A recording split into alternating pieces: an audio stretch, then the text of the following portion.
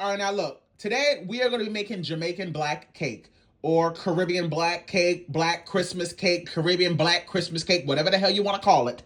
We are making a cake that has been made with fruit that has been soaked in red wine and rum for months at a time. Some people leave it for years at a time. As you guys can see, this current batch that I have has been soaking since September 13th.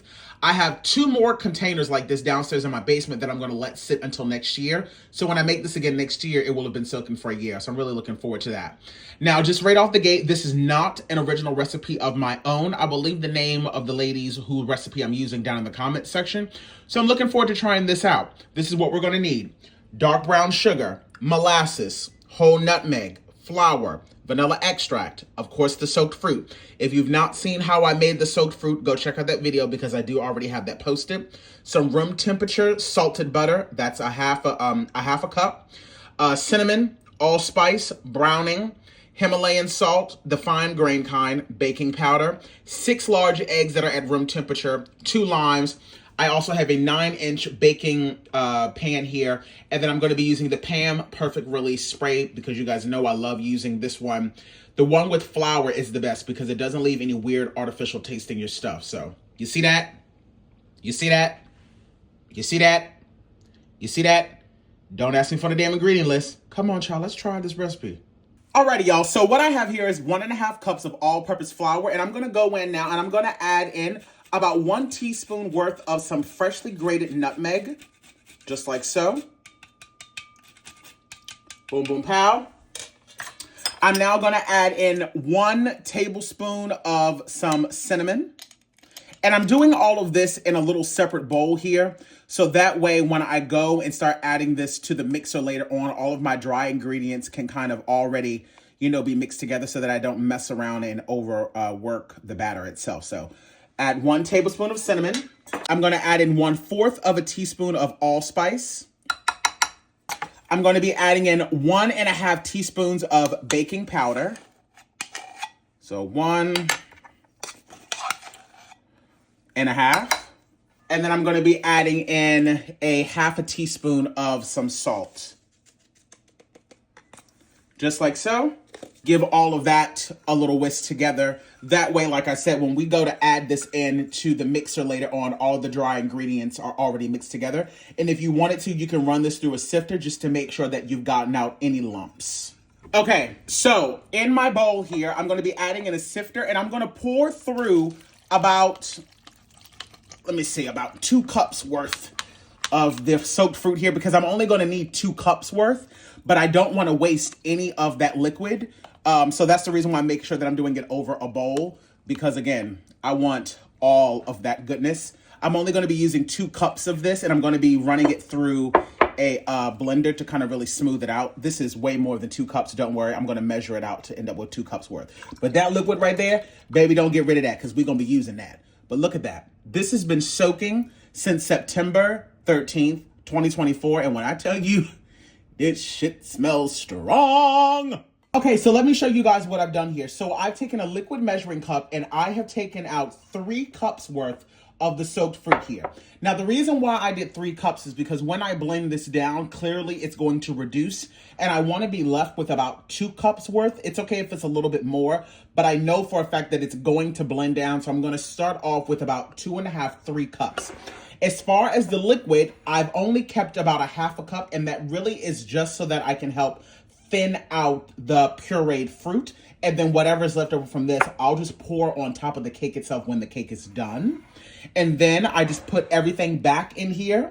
And now this can go back downstairs and store. I'll probably will put a little bit more liquid in this and then a cheesecloth because to make sure that none of this spoils, you want to make sure that the contents of your fruit are fully submerged in the liquid. And now this can sit until next year. So now let's go over to the blender so that we can blend down our fruit. I'm also going to be zesting 1 entire lime, and then I'm going to only be using the juice of about 1/2 of this because this is a pretty large one. You really only want to end up with about a tablespoon or so, but I'm going to zest this entire lime down. Get this bad boy zested down. How many of you guys have ever had this cake before? Because not only have I never made this before, honey, I've never even tasted it. So I don't know what I'm about to experience. All I know is that a lot of my Caribbean friends love this cake around the holiday times. So I was like, you know what? I'm fitting to do it, and I'm fitting to make it so that if I don't like it, I'll know it's because of something that I did, or I might just not like the flavor of it. We'll see. Now, I'm going to tell you something right now. This is a pretty big lime, so like I said, I'm only going to use just half of it because this is about a tablespoon worth. All right, so the first thing we're going to do is we're going to put in all of our soaked fruit because like I said, we want to end up with about 2 cups worth. And I'm going to add in just a splash of the liquid to start off with. Like I said, I'm starting off with about a half a cup of liquid here. Don't feel like you have to put it all in at once. I'm just going to put in just a little bit at a time until it gets to the consistency that I want. And I'm going to show you what that is in just a few moments. I'm going to add in just a little bit more liquid. This is looking almost just about where I want it to be. Let me just make sure that I push it all down so that nothing is, getting stuck to the side. I'll tell you one damn thing. The smell in this house already smells incredible. From that red wine and the smell of the fruits, like this is a mix of mixed peels, raisins, all kinds of different things are in this. This is almost about where I want it to be. So I'm going to go on ahead and just add in the last bit. So altogether, I added in a half a cup. And now let's blend it on down, people. Let's blend it on down. And I just wanted to show you guys, this is the texture that we are looking for. Nice and thick, but smooth. It's not too chunky. And what's funny is that, you remember how I told you guys, I started off with about 2.5, 3 cups worth of this. I used a dry measuring cup to measure this out so that I only ended up with 2 cups worth. And look at how much I have left over. Barely less than a half a cup. So definitely do what I said, which is start off with measuring it out with 3 cups in a liquid measuring cup. After you blend it down, then use a dry measuring cup so that you end up with exactly 2 cups worth. And this is the texture. This is the consistency. Let's move over to the stand mixer now. Okay, so the first thing we want to do now is we want to go on ahead and start to cream together the butter and the brown sugar. Now, it's extremely important that you do not rush this process and make sure that the butter and the brown sugar are fully creamed together, light and fluffy before you move on to the next step. This process can take anywhere between 6 to 7 minutes. You don't want to hear any of those crystals of the brown sugar mixing around in the bowl. So do this on a low temperature. That was a half a cup of a half a cup of salted butter, and then 1 cup of dark brown sugar. Let's go on ahead and cream this together. All right, so now that this has creamed together the way that I want it to, I'm now going to add in my eggs one at a time over a low speed, just to make sure that they are being mixed in thoroughly, one at a time. Once I can see that the yolk itself is kind of incorporated, then I'll go on ahead and add in the next egg. I'm going to do this to all 6 eggs, and remember, these are at room temperature. And the last egg. And now, before I start to add in my extracts, I'm going to switch over to a whisk attachment and remove the paddle attachment. I'm going to now add in 2 tablespoons of some pure vanilla extract. Not vanilla flavoring, vanilla extract, premium quality, people. I'm also going to now add in 5 tablespoons of browning. Now, from what I have been told and from all of my research, this is not something that you want to freehand. You want to make sure that you're measuring this out. That was 1, 2, 3,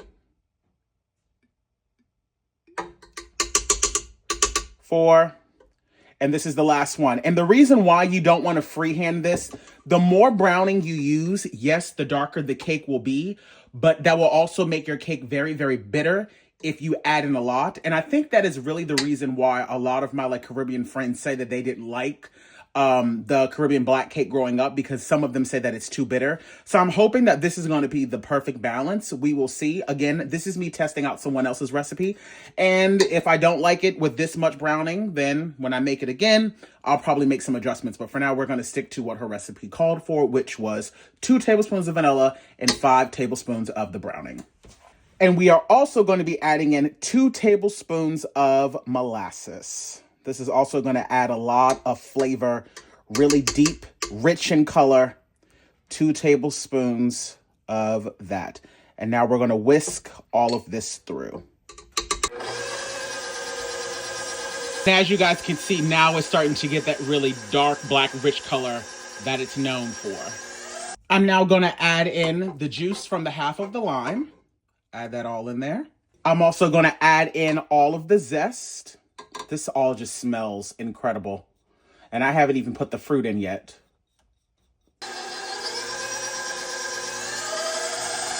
Perfect. Just enough to get it mixed through. The rest of it we're going to do by hand, which is adding in the flour and all of those spices, as well as the fruit we're going to mix by hand. All right. And don't forget, people, we are working with browning. And if you've never worked with browning before, that stuff will stain you. So just make sure that you're using kitchen utensils that can be like washed off thoroughly. I'm now going to go in and start to add in all of that delicious blended fruit and give that a good mix. Give this a mix. Ooh-wee. Damn it, I just splashed some on my clothes after me telling y'all to be careful. See, this is the reason why I should have had on my apron, but it's all right. That's what a washer is for, honey. Give all of that a good mix, and this consistency is perfect. This is the reason why you want to do all of this stuff before you add in that flour, because you don't want to overwork this or it's going to end up really tough. And this cake should technically be super, super soft and moist, and this is a good way of making sure that everything is being fully incorporated without overworking the batter. So now that I have all of that mixed in there, I'm going to add this in little by little. So I'm only going to do about half of this, about that much first. Give it a mix. Once I see that it's pretty much incorporated, I'm going to stop and then add in the last bit, because again, I do not want to overwork this batter. Oh boy, it just smells like the holiday. Smells like a good drunken holiday. Okay. All right, now that that's there, adding in the last bit. Perfect. And now all of the ingredients are now in. Give this a mix. Once you see that all of that flour is incorporated, stop mixing or you're going to overwork it. I'm going to go in and give my cake pan a spray. And I don't even really have to do a lot with this because this is a really, really nice non-stick pan. But you can also just line it with butter. You can also put parchment paper in the bottom. But I'm just going to do a light spray of this. I'm going to pour my batter directly in. This is a 9-inch baking pan, by the way. I don't know if I mentioned that earlier. And this is the perfect amount for a 9-inch. So if you know you're going to want to make more than one of these, double if not triple the recipe. Literally the perfect amount, you guys. Ooh, I'm really excited about this. I'm just smoothing it off across the top. And then I'm going to bang this down on the countertop just a couple of times just to make sure that we release any of those air bubbles. I have my oven preheated at 300 degrees. And just so that you guys can see, I have a secondary baking dish in my oven right now just with water in it. That's going to make sure that this cake stays nice and moist the entire time. Alrighty, you guys. So this cake baked for 1 hour and 30 minutes. Now, I will say that her recipe actually calls for this cake to be baked at 300 degrees for 2 hours. But I've put the toothpick in this and it's coming out perfectly clean. And I have no desire for this cake to be dried out or overbaked. And so for that reason, I took it out at the hour and 30 mark. And now I'm just going to immediately, while it's still hot, I'm going to go in and I'm going to top it off with some more of the rum. And now I'm going to allow this to completely cool down. And I just wanted to show you guys that cake came out like butter. No sticking whatsoever. I've transferred it over to a plate and now I'm going to allow this to fully cool for about an hour or so. Now you could eat this right away if you wanted to, but I'm actually going to, like I said, I'm going to let this rest for about a week. I'm going to store it in my refrigerator. I'm going to make sure that it's properly wrapped up. And each day I'm going to be adding in about a shot or so of additional rum to this so that it'll be nice and strong. Okay, y'all, my patience, I couldn't do it. I only waited 2 days, and I've soaked it each day with a combination of additional rum and red wine. As you can see, I actually just did it a little bit earlier this morning. That's why you can see a little bit of the moisture at the top, but I can't hold off any longer. So now I'm gonna go right across the top with a little bit of powdered sugar, just like so. Ooh-wee. Ooh-wee. Boom, boom, pow. Top her off with a little maraschino cherry right in the center. And that there, my friends, is how I made my very first Jamaican black cake. I think it's time we go for a taste test, honey. All right, y'all, let's slice this bad boy open and let's see what the texture is giving. Ooh, she is dense. Ooh-wee. Ooh-wee. She is dense. Let's take her on out.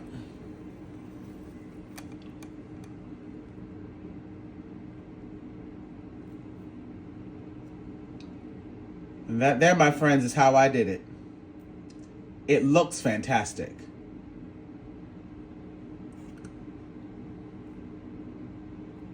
The texture looks very soft. Let's go in for a taste test. All right, y'all, I'm about to taste it. Again, I have no idea what this is going to taste like because I've never even had this cake before, even from someone else. So, the texture seems very soft slash fudgy. But let's see. Here we go. Oh, God. What if it's nasty?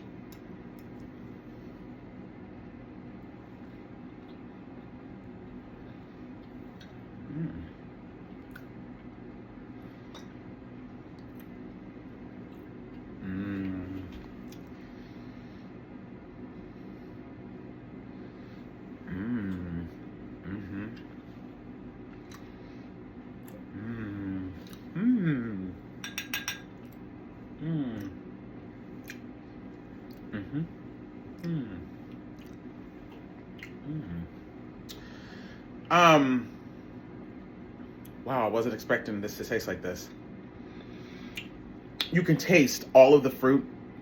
You can taste the red wine. You can taste the rum. It's like perfectly balanced. The texture of this is perfect. I'm so happy that I took it out at the hour and 30 mark. It's like a fudge bar mixed with cake.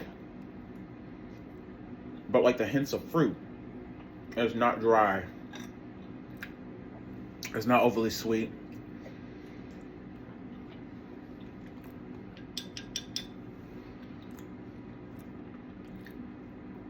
Wow.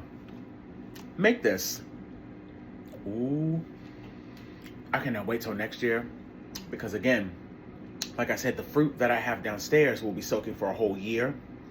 So I can imagine.